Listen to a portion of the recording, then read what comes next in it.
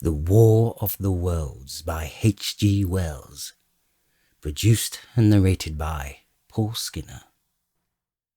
Chapter 6. The Heat Ray in Chobham Road. It is still a matter of wonder how the Martians were able to slay men so swiftly and so silently. Many think that in some way they are able to generate an intense heat in a chamber of practically absolute non-conductivity.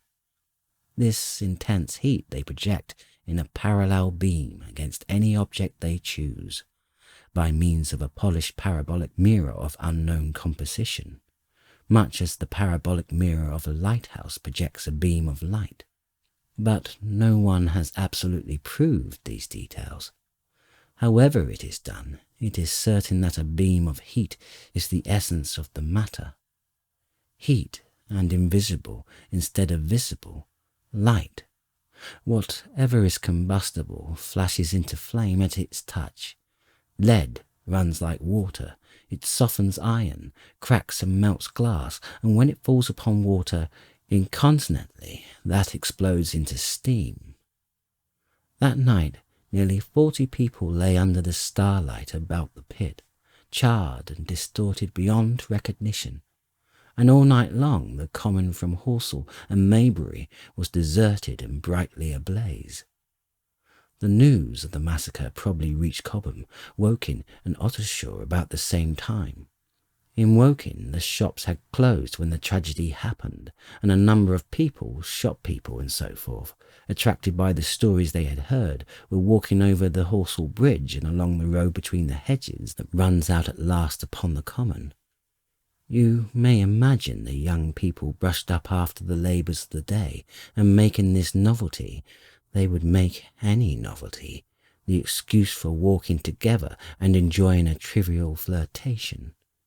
You may figure to yourself the hum of voices along the road in the gloaming. As yet, of course, few people in Woking ever knew that the cylinder had opened, though poor Henderson had sent a messenger on a bicycle to the post office with a special wire to the evening paper. As these folks came out by twos and threes upon the open, they found little knots of people talking excitedly and peering at the spinning mirror over the sandpits. And the newcomers were, no doubt, soon infected by the excitement of the occasion. By 8:30, when the deputation was destroyed, there may have been a crowd of 300 people or more in this place, besides those who had left the road to approach the Martians nearer. There were 3 policemen too, one of whom was mounted doing their best, under instructions from Stent, to keep the people back and deter them from approaching the cylinder.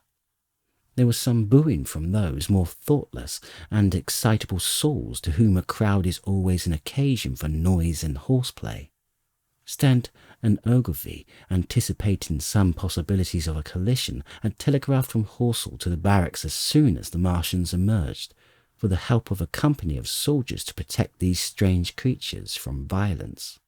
After that, they returned to lead that ill-fated advance. The description of their death, as it was seen by the crowd, tallies very closely with my own impressions. The 3 puffs of green smoke, the deep humming note, and the flashes of flame. But that crowd of people had a far narrower escape than mine. Only the fact that a hummock of heavy sand intercepted the lower part of the heat ray saved them. Had the elevation of that parabolic mirror been a few yards higher, none could have lived to tell the tale. They saw the flashes and the men falling, and an invisible hand, as it were, lit the bushes as it hurried towards them through the twilight. Then, with a whistling note that rose above the droning of the pit, the beam swung close over their heads, lighting the tops of the beech trees that line the road, and splitting the bricks, smashing the windows, firing the window frames, and bringing down in crumbling ruin a portion of the gable of the house nearest the corner.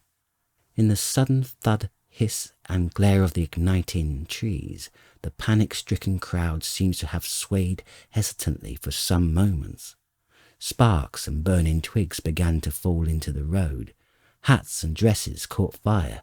Then came a crying from the common, and there were shrieks and shouts, and suddenly a mounted policeman came galloping through the confusion with his hands clasped over his head, screaming. "They're coming!"